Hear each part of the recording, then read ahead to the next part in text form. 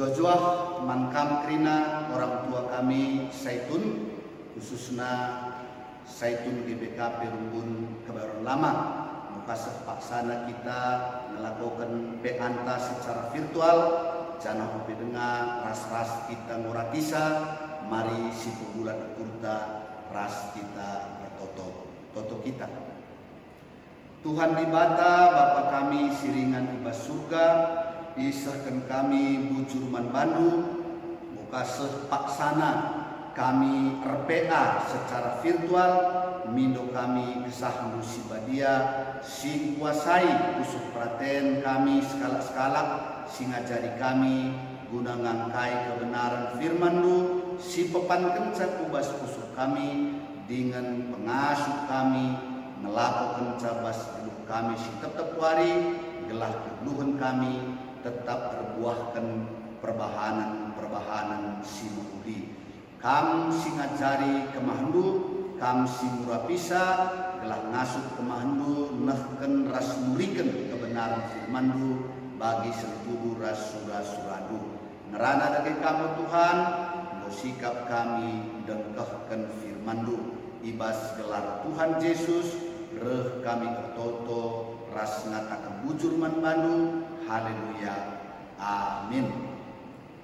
Orang tua kami, Saitun si kelengi kami, firman Tuhan si jadi nas peanta bas minggu wenda, ibuat ibas Injil Yohanes pasal 12 ayat 23 sampai dengan ayatnya yang ke-25. Demikian firman Tuhan. Tetapi Yesus menjawab mereka, katanya, telah tiba saatnya anak manusia dimuliakan. Aku berkata kepadamu, sesungguhnya jikalau biji gandum tidak jatuh ke dalam tanah dan mati, ia tetap satu biji saja. Tetapi jika ia mati, ia akan menghasilkan banyak buah. Barang siapa mencintai nyawanya, ia akan kehilangan nyawanya. Tetapi barang siapa tidak mencintai nyawanya di dunia ini, ia akan memeliharanya untuk hidup yang kekal. Demikian pembacaan firman Tuhan yang menjadi nas PA kita. Sebagai tema yang telah dipersiapkan, Yesus bagi sekebuah pagi. Ya. Yesus desken sekebuah benih pagi. Menjelang hari kematian Yesus, dia mulai dengan terus terang memberitahukan kepada murid-muridnya akan penderitaan yang harus dia alami. Jadi dia tidak lagi menyampaikannya secara perumpamaan, tapi dengan terus terang Yesus menyampaikan bahwa dia akan mengalami serangkaian penderitaan untuk menuntaskan misi keselamatan di tengah-tengah kehidupan manusia. Orang tua kami yang kami kasihi, menjelang kematian Yesus ada banyak peristiwa yang luar biasa yang dialami oleh Yesus. Nah, kalau kita baca di Yohanes pasal 12, setidaknya di sana ada dua peristiwa yang hebat. Yang pertama, 6 hari sebelum Paskah, Yesus pergi ke Betani, dia singgah ke rumah Lazarus. Siapakah Lazarus? Lazarus adalah orang yang dibangkitkan Yesus dari kematian setelah dikubur 4 hari. Di rumah itu terjadi suatu perbuatan yang luar biasa, di mana Maria mengambil minyak narwastu yang mahal, meminyaki Yesus, dan kemudian menyekanya dengan rambutnya. Dan apa kata Yesus tentang tindakan Maria tersebut? Bahwa tindakan Maria itu tidak lain adalah sebagai persiapan akan penguburan Yesus. Bahkan di Injil Matius, Yesus mengatakan bahwa apa yang diperbuat oleh Maria itu akan ditulis di dalam firman Tuhan dan akan dikenang tentang apa yang dilakukan oleh Maria kepada Yesus. Jadi luar biasa. Yang kedua, ketika Yesus dan murid-muridnya memasuki kota Yerusalem, tiba-tiba orang banyak datang berbondong-bondong menyambut kedatangan Yesus. Kemudian ada yang menebarkan palem yang hijau, ada yang menghamparkan pakaiannya di jalan sambil mereka bersorak-sorak dan mengatakan, "Hosana, diberkatilah dia yang datang dalam nama Tuhan." Sehingga orang-orang Farisi frustasi karena tidak dapat menghambat orang banyak itu. Bahkan mereka mengatakan, "Engkau tidak dapat lagi menghambat orang ini, orang-orang bahkan dunia akan mengikuti dia." Jadi luar biasa peristiwa yang dialami oleh Yesus menjelang kematiannya. Dan setelah Yesus tiba di Yerusalem, inilah yang menjadi nas PA kita. Di sana dikatakan bahwa ada beberapa orang Yunani yang ikut di dalam rombongan itu, kemudian menemui Filipus dan berkata kepada Filipus bahwa mereka ingin bertemu dengan Yesus. "Orang tua kami, sini keliling kami, siapakah orang-orang Yunani yang mau bertemu dengan Yesus itu?" Sering disebut bahwa orang-orang Yunani yang beragama Yahudi adalah kaum proselit. Sekalipun dia bukan orang Yahudi, tapi dia menganut agama Yahudi. Dia percaya kepada Allahnya, Allah Israel. Dan orang-orang Yunani ini disebut kaum proselit. Mengapa mereka mau bertemu dengan Yesus? Apa yang hendak mereka sampaikan kepada Yesus? Saya percaya bahwa dari jawaban Yesus, orang-orang Yunani ini juga mau bertanya kepada Yesus, "Apakah engkau Mesias yang ditunggu-tunggu?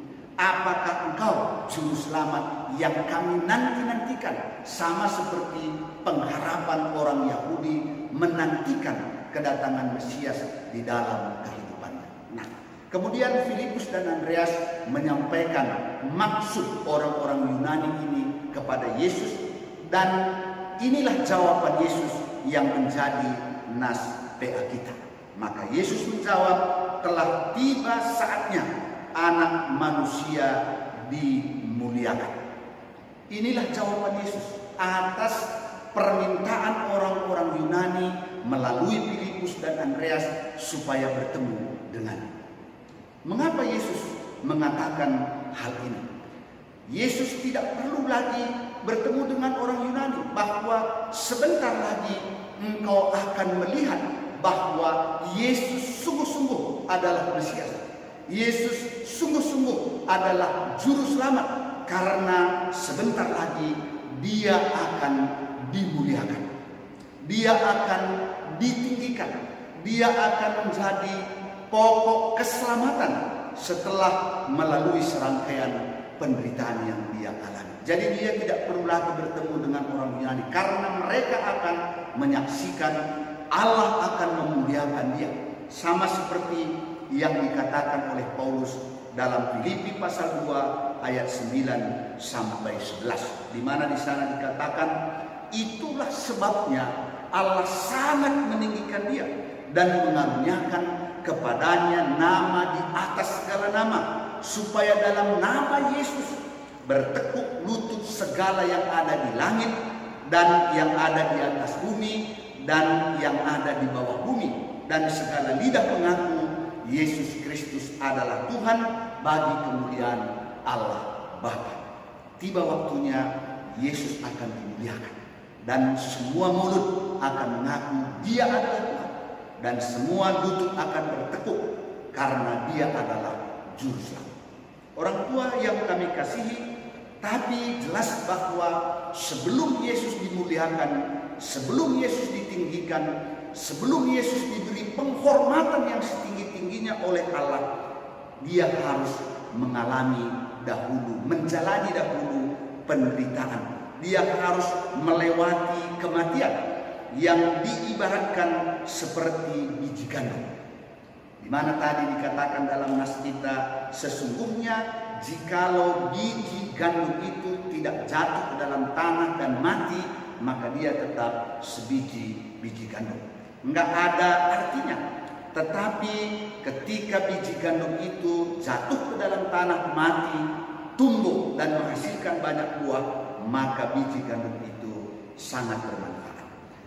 Demikianlah Yesus mengumpamakan bagaimana kematiannya itu akan menjadi pokok keselamatan bagi banyak orang.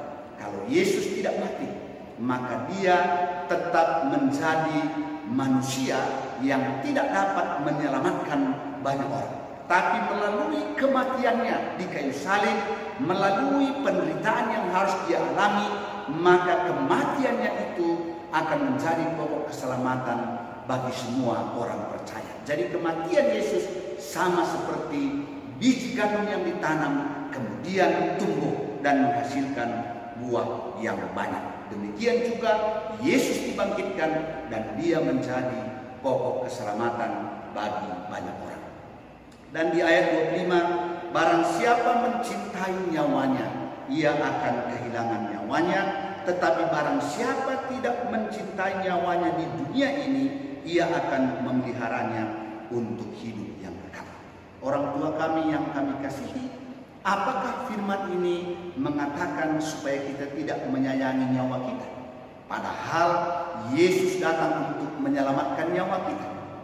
Apakah ini bukan bertentangan? Sementara di sini tadi dikatakan barang siapa mencintai nyawanya, ia akan kehilangan nyawanya. Hal ini bukan berarti Yesus menyuruh kita untuk tidak mencintai nyawa kita. Tapi firman ini ditujukan kepada orang-orang yang orientasi hidupnya hanya kehidupan saat ini. Sehingga untuk mendapatkan kehidupan yang nyaman, kehidupan yang baik, kehidupan yang bahagia, banyak orang rela melakukan dosa, melakukan kejahatan sekalipun bertentangan dengan kehendak Tuhan. Dan orang-orang yang orientasi hidupnya hanya di tengah-tengah dunia ini, maka orang-orang itu akan hidup bertentangan dengan kebenaran firman Tuhan. Tetapi orang-orang yang orientasi hidupnya bukan tentang kehidupan saat ini saja, melainkan orang yang orientasi hidupnya kepada kehidupan yang kekal, maka orang-orang seperti ini akan rela menderita supaya dapat hidup berkenan kepada Tuhan. Ini yang mau dikatakan oleh Yesus.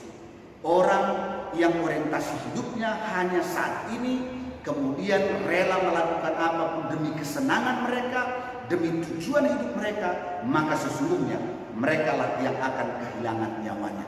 Tetapi orang-orang yang orientasi hidupnya kepada kekekalan, kalaupun dia harus menderita, bahkan kalaupun dia harus kehilangan nyawanya pada saat ini karena melakukan kehendak Tuhan, sekali lagi Tuhan Yesus mengatakan mereka lah yang memelihara kehidupannya untuk masa yang akan datang. Jadi luar biasa sekali.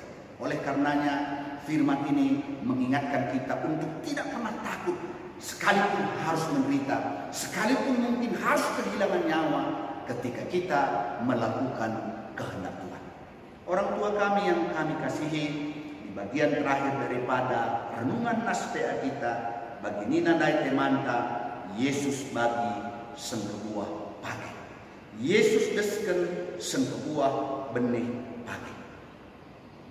Yesus kalau tidak melalui kematiannya, dia tidak akan menjadi pokok keselamatan bagi banyak orang. Sama seperti benih pagi. Adi benih dai la itanenkan, la mate bebe, maka benih dai tetap sadar. Tentu musita. Adi benih sadar menca, manakan perik pela cukup, mankai pela banci, larguna. Tapi benih sisa dan dai, ditamakan ku tanah, mati ia jenari resuli rastura berbuah meramis, maka benih itu menjadi berguna bagi banyak orang, bisa memberi makan banyak orang, bisa memberi makan banyak orang.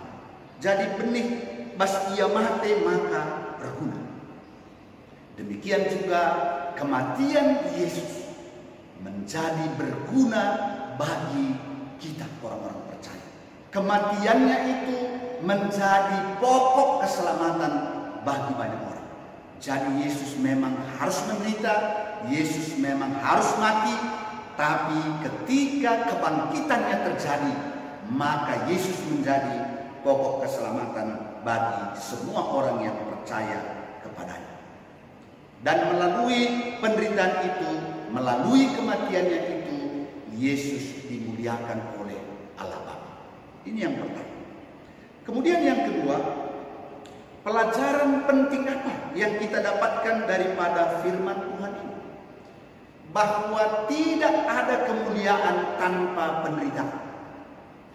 Tidak ada kebahagiaan tanpa perjuangan. Oleh karenanya melalui firman ini menjelaskan kepada kita bahwa hanya melalui penderitaannya itu, hanya melalui ketaatan Yesus itulah sampai mati di kayu salib, maka dia menjadi berkat keselamatan, maka dia menjadi pokok keselamatan bagi semua orang percaya. Ini menegaskan kepada kita, tanpa kesediaan kita mengalami penderitaan, kita tidak mungkin menjadi berkat bagi orang lain. Usur kuturikan man perpulungan, pas kesempatan indah pe sekengkang.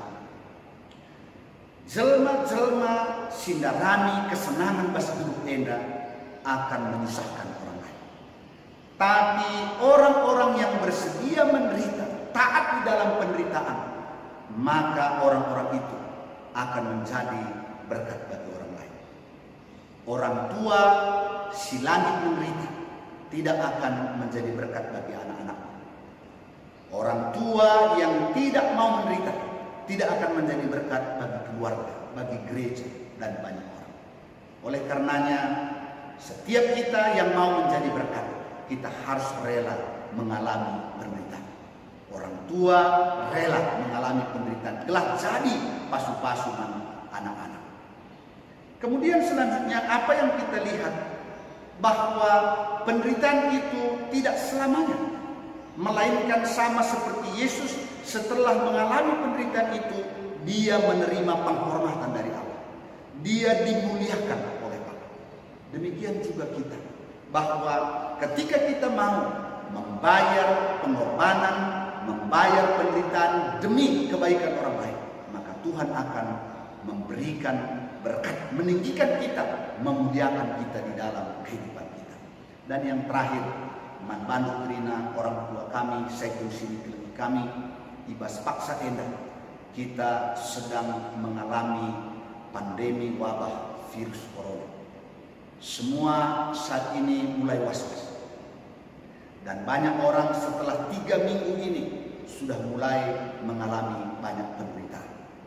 Tapi Saitun dipanggil. Dalam masa-masa ini kita dipanggil untuk harus taat. Kita dipanggil untuk rela berbagi. Kita dipanggil untuk rela berkorban, untuk memperhatikan orang lain. Ini panggilan Tuhan atas kehidupan kita. Jadi bukan panggilan untuk menyenangkan diri kita, melainkan dalam masa-masa pandemi wabah virus ini, Tuhan tetap memanggil kita berbuah.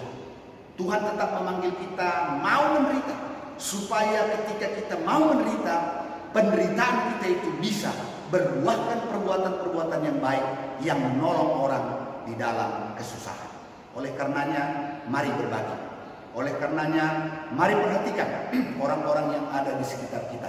Dan apa yang bisa kita buat, buah kebaikan, buah kasih yang bisa kita lakukan, supaya orang-orang lain merasakan lawatan Tuhan, jamahan Tuhan, sekalipun di tengah-tengah penderitaan ini. Kami percaya Tuhan akan memuliakan kita, Tuhan akan meninggikan kita, Tuhan akan melimpahi kita, dan tidak kekurangan sesuatu apapun ketika kita rela berkorban, rela menderita untuk melakukan kehendak Tuhan. Hendam sebaca saking kami mankam kerina orang tua kami Saitun, tetap semangat, tetap remediah ukur, jangan tetap berbuat, supaya melalui kehidupan kita terpuji dan termulia nama Tuhan. Amin. Mari sunyi aluras kita berkotor. Bujur Tuhan isahkan kami membantu ibas kami enggo ngalokan firman Tuhan. Pasu-pasu kami kerina gelah kami pe bagi sengkebuah benih pake. Ngit mate, ngit berkorban. Gelah banci kami dipakai Tuhan. Perbuahkan perbahanan-perbahanan simpuli. Semaka buah simpuli sibahan kami. Berguna mankalak si debat. Ibas kesempatan nenda secara khusus pertoto kami nangdangi kekelengan kami silit ibas kurang sehat bagepe sifat sana sakit apakah dirawat di rumah sakit entah dirawat di rumah. Pertua Emeritus Bapak Barista Brahmana, Dini Guru Brahmana, Pertua Emeritus Bapak Bina Sembiring, Nande Sika Sembiring, Diaken Emeritus Nande Melda Pandia, Bapak Suranta Pandia, Ripka Guru Pandia, Bapak Ika Guru Singa, Bapak Aleta Purba, Pertua Emeritus Bapak Laura Stepu, Nora Emeritus Nande Laura, Nande Bas Sembiring, Nande Tawan Brahmana, Rehna Darmawati Guru Sinulinga, Bapak Lina Tarigan, Bapak Erika Nande Erika Sinulinga, Biring Grace, anak kami Aldo Sinulinga, Nande Lusin Sumbakti, Bagepe totokan kami Bapak Risna Depari, Bapak Morel Semaren, Bapak Parias Nande Paria sendiri, Nande Neti Pranginangin, Naras Emeritus Bapak Surya Barus, Nande Ninta Bangun, Nande Ninta Sembiring, Bagepe kekelengan kami Bapak Febri Ginting, Nande Ingrid Subakti, Bapak Anta Subakti, Diaken Nande Ripka Bangun, ibas gelar Tuhan Yesus, mari lawat ras pasu-pasu, berekendu kesembuhan manpan. Bagepe secara khusus totopun kami, Naras Emeritus Bapak Nevi Ginting, ibas gelar Yesus lawat jamahku, kamsi pepalam ia ibas sakit binatang nanari. Bujur Tuhan, adili tengah senina tulang kami, orang tua kami, silit bas kurang sehat bas paksa enda, silablas kami gelarna, Tuhan lawat, Tuhan jamah, Tuhan sembuhkan mereka dari sakit penyakit. Kerina Saitun, GPKP Rumput Kabar Lama, bagepe Saitun belang-belang GPKP, pasu-pasu kerina Tuhan, alu pasu-pasu kesehatan. Ibas gelar Yesus, reh kami tertoto. Amin. Bujur, juah man banta kerina.